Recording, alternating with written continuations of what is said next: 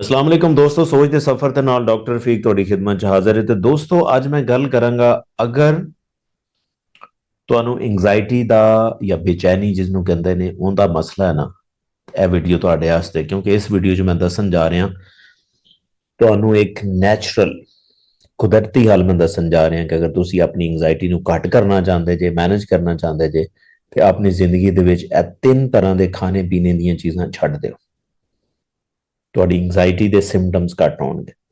ਉਹਦੇ ਚ ਨੰਬਰ 1 ਜਿਹੜੀ ਚੀਜ਼ ਹੈ ਕਿ ਆਪਣੀ ਜ਼ਿੰਦਗੀ ਦੇ ਵਿੱਚ ਕੈਫੀਨ ਵਾਲੀਆਂ ਚੀਜ਼ਾਂ, ਚਾਹੇ ਉਹ ਡਰਿੰਕ ਨੇ ਜਾਂ ਕੋਈ ਖਾਣ ਵਾਲੀ ਚੀਜ਼ ਹੈ, ਉਹ ਘੱਟ ਕਰ ਦਿਓ। ਕੈਫੀਨੇਟਡ ਚੀਜ਼ਾਂ ਘਟਾ ਦਿਓ। ਯਾਨੀ ਕਿ ਜਿਸ ਤਰ੍ਹਾਂ ਕੈਫੀਨੇਟਡ, ਜਿਵੇਂ ਕਾਫੀ ਦੇ ਵਿੱਚ ਕੈਫੀਨ ਹੁੰਦੀ ਹੈ, ਚਾय ਦੇ ਵਿੱਚ ਕੈਫੀਨ ਹੁੰਦੀ ਹੈ, ਜਾਂ ਹਰ ਉਹ ਚੀਜ਼ ਸੋਡਾ ਡਰਿੰਕਸ ਜਿਹਦੇ ਚ ਕੈਫੀਨ ਹੁੰਦੀ ਹੈ ਨਾ, ਉਹ ਐਂਗਜ਼ਾਇਟੀ ਵਾਸਤੇ ਦੁਸ਼ਮਣ ਹੈ।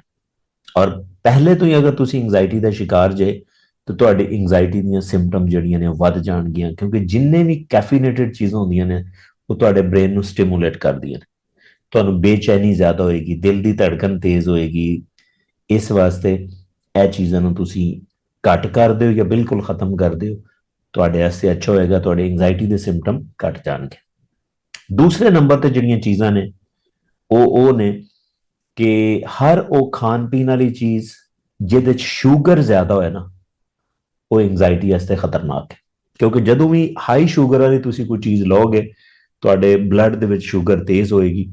ਔਰ ਸ਼ੂਗਰ ਦੀ ਖਾਸੀਅਤ ਹੁੰਦੀ ਹੈ ਕਿ ਜਲਦੀ ਡਾਈਜੈਸਟ ਹੁੰਦੀ, ਔਰ ਫਿਰ ਤੁਹਾਡੀ ਸ਼ੂਗਰ ਜਿਹੜੀ ਹੈ ਨਾ ਉਹ ਥੱਲੇ ਆ ਜਾਂਦੀ। ਜਦੋਂ ਥੱਲੇ ਆਉਂਦੀ ਫਿਰ ਤੁਹਾਨੂੰ ਬੇਚੈਨੀ ਹੁੰਦੀ। ਅਗਰ ਤੁਸੀਂ ਪਹਿਲੇ ਹੀ ਬੇਚੈਨੀ ਦਾ ਸ਼ਿਕਾਰ ਜੇ ਨਾ, ਤੇ ਇਹ ਬੇਚੈਨੀ ਤੁਹਾਡੀ ਜ਼ਿਆਦਾ ਹੋ ਸਕਦੀ। ਲਿਹਾਜ਼ਾ ਕੋਸ਼ਿਸ਼ ਕਰੋ ਕਿ ਘੱਟ ਤੋਂ ਘੱਟ ਤੁਸੀਂ ਜਿਹੜਾ ਨਾ ਮਿੱਠਾ ਖਾਓ। ਔਰ ਤੀਸਰੀ ਤਰ੍ਹਾਂ ਦੀਆਂ ਜਿਹੜੀਆਂ ਚੀਜ਼ਾਂ ਹੁੰਦੀਆਂ ਨੇ ਨਾ, ਉਹ ਪ੍ਰੋਸੈਸਡ ਫੂਡ ਹੁੰਦੀਆਂ ਨੇ, ਯਾਨੀ ਕਿ ਜਿਹੜੀ ਡੱਬਿਆਂ 'ਚ ਪੈਕ ਹੁੰਦੀਆਂ ਨੇ ਫੂਡ, ਜਾਂ ਫਰਾਈਡ ਫੂਡ ਨੇ ਜਾਂ ਪ੍ਰੋਸੈਸ ਫੂਡ ਨੇ, ਉਹ ਤੁਹਾਡੇ ਵਾਸਤੇ ਖਤਰਨਾਕ ਨੇ। ਕਿਉਂਕਿ ਜਿੰਨੀਆਂ ਵੀ ਪ੍ਰੋਸੈਸ ਫੂਡ ਹੁੰਦੀਆਂ ਨੇ ਨਾ, ਉਹ ਉਹਨਾਂ 'ਚ ਟ੍ਰਾਈਗਲਿਸਰਾਈਡਸ ਜ਼ਿਆਦਾ ਹੁੰਦੇ ਨੇ, ਔਰ ਉਹ ਕੈਮੀਕਲ ਹੁੰਦੇ ਨੇ ਜਿਹੜੇ ਤੁਹਾਡੇ ਬ੍ਰੇਨ ਦੇ ਵਿੱਚ ਇਨਫਲੇਮੇਸ਼ਨ ਕਾਜ਼ ਕਰਦੇ ਨੇ। ਔਰ ਇਨਫਲੇਮੇਸ਼ਨ ਅਗਰ ਜ਼ਿਆਦਾ ਹੋਏਗੀ ਨਾ, ਤੁਹਾਡਾ ਬ੍ਰੇਨ ਥੱਕ ਜਾਏਗਾ। ਔਰ ਅਗਰ ਪਹਿਲੇ ਹੀ ਤੁਹਾਨੂੰ ਬੇਚੈਨੀ ਹੈ ਔਰ ਥਕਾਵਟ, ਜ਼ਹਿਨੀ ਥਕਾਵਟ ਦੀ ਵਜ੍ਹਾ ਤੋਂ ਬੇਚੈਨੀ ਹੋਰ ਵੱਧ ਜਾਏਗੀ।